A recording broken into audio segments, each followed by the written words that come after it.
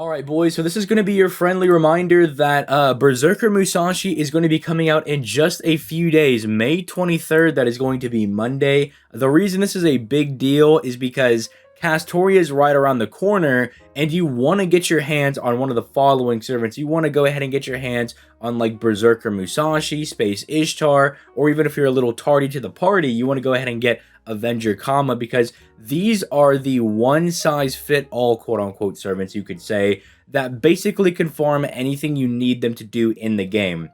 Musashi in particular is one that I favor a lot because she's a berserker, so she actually has class advantage over pretty much everything you would want to farm, whereas Space Ishtar and Avenger Kama are good because since they're Avengers, they're neutral against everything. They don't have advantage against anything except, you know, berserkers, right, when you fight them, but you know, they're just going to be very good because you can bring them to anything, right? It's the one problem with using someone like, say, Shiro Muramasa, right, is that you could still, in the same way that you bring Space Ishtar to fight somebody neutral, you could bring Muramasa to fight Sabers, and he'll loop just fine, right? You can bring him to loop casters, but if you run into an Archer node, you might struggle unless your guy is like NP2 or higher, right? Which you can't ask everybody to do. So it's really good to go ahead and get your hands on someone like this that you can always reliably use for any node. It's the same dichotomy that Lancelot and Edmond Dantes have, right? Edmond Dantes, you know, he's an Avenger. You could bring him to fight anybody. Loops just fine. Very good.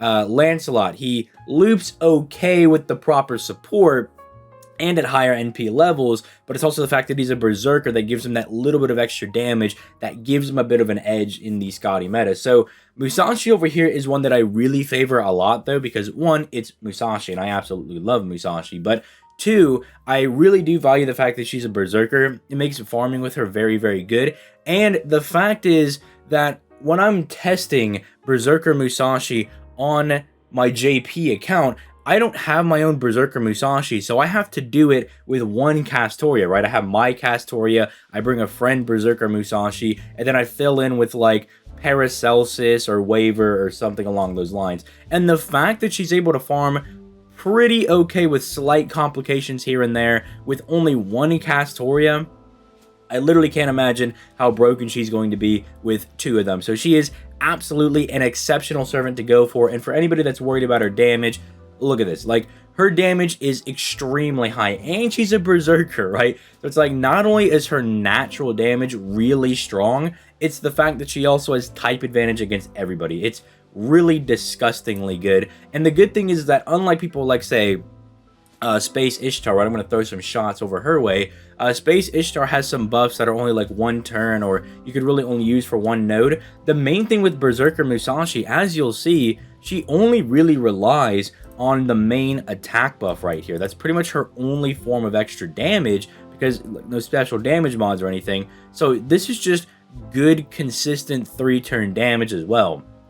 Obviously, you know, other servants like, you know, Avenger Kama hits really, really hard, and you could stack that for harder nodes, right? But it's just the fact that Musashi's a berserker, her damage is very good, very consistent, her looping ability is very, very strong. I just have a great love for using this servant, and I mean, it's also Musashi. Who doesn't want to use Musashi as they're looping all over the place? Now, just keep in mind, there's a delicate balance here, right? I know that Lasengel and DW, I know they're masterminds because they're literally throwing out the Looper's banner before the actual main support type servant comes out. And here's what I'm going to tell you guys. It's more important for you to get Castoria, right? Because Castoria can function with a lot of these servants, right? It's like Musashi, Space Ishtar, you know, Avenger Kama, a lot of these other servants, they're like the high-end version of the Castoria meta. But if you don't get your hands on Castoria, you can't partake in the meta as, you know, in its most optimal form, right?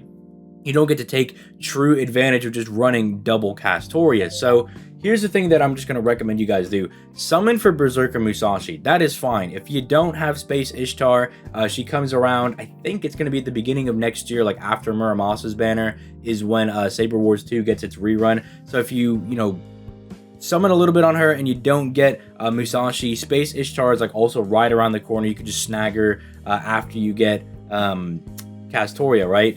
But don't go broke, right? Do not go balls to the wall summoning for Berserker Musashi, because you still need to get your grubby little mitts on Castoria, right? It's the same thing. It's like you could go all out summoning for Edmond Dantes, but then if you don't have enough to summon for Scotty afterwards, what's the point of having Edmond Dantes, right? Like, he's still going to be, I guess, fine in your box. Same thing with Berserker Musashi, he'll still be fine, but you don't want to have to be the guy that's relying on the Castoria friends, right? Like doing one Castoria setups. You want to be able to take full advantage of the meta. So just wanted to kind of throw that out there as well. Also, there is Merlin going on Raid Up as well, as you guys can see.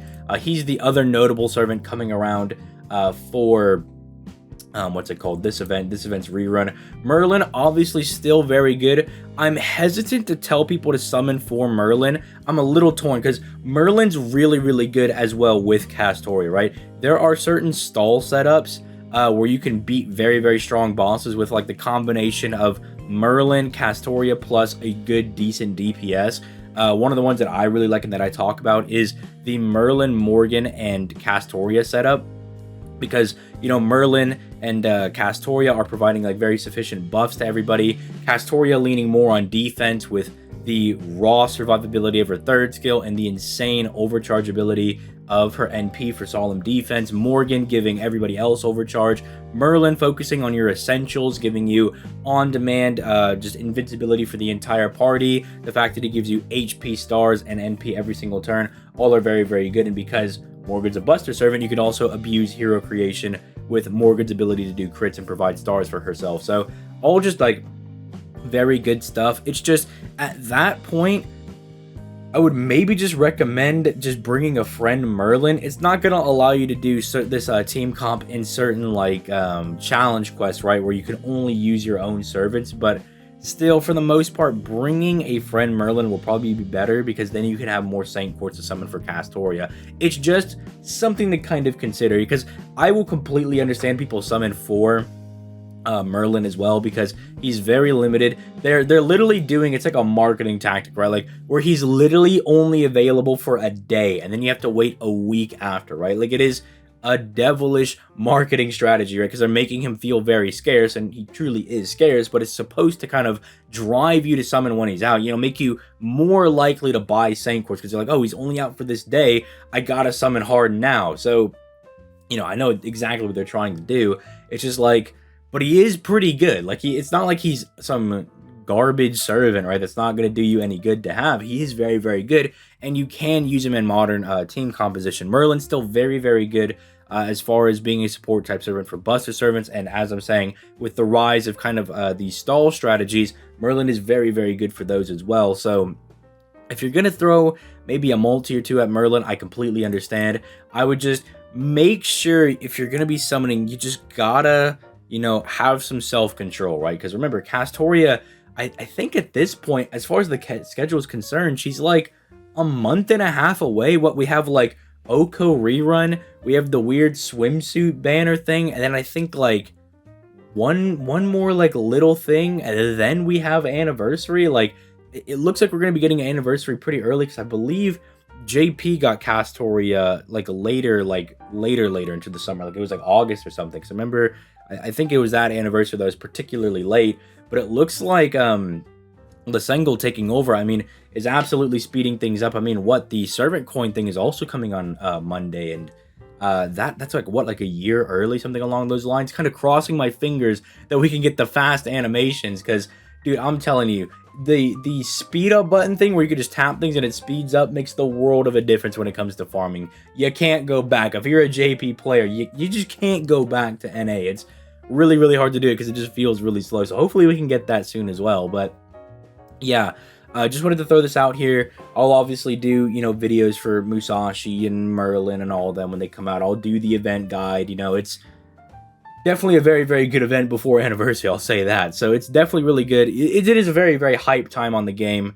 After the Fate Requiem event that I know for a lot of people was probably a bit of a letdown. I understand that, because it's one of those events that once you play it once, you don't need to play it again. And as someone who's already played it on JP, look, if you feel bad for not doing too well in the event, dude, I grabbed my NP1 Eris and I was out, dude. I was like, I'm going back to JP, right? I'm out of here, dude. So don't feel bad. I wanted to make sure I secured my Eris, but then I was like, they ain't making me do this board game nonsense again. You know, I'm not doing it, which I'm sure will come to bite me when the rerun comes out in like 4 years. And they're like, if you already had NP5 Eris, we're giving everybody 30 Saint Quartz. I'm like, well, sucks to be me, right? But yeah, with all that being said, let me know what you guys think in the comments down below. Let me know what you guys are thinking about when it comes to summoning on these different banners, because I like to see kind of what the community is thinking as far as regards or summoning is concerned, and kind of gauging where everybody's at. But I'm still like, not a bad idea to summon for Musashi, not a bad idea to summon for Merlin. Both are very supreme servants that are going to have a lot of long-lasting relevancy. They are not going to let you down. But again, make sure you don't go completely broke and then you save for Castoria, because again, as someone who's been using Castoria for like the last year on JP, she's absolutely bonkers. But with all that being said, make sure you leave a like, subscribe, all that good stuff. And I'm going to get out of here. Have yourselves a nice day. Peace. Late, guys.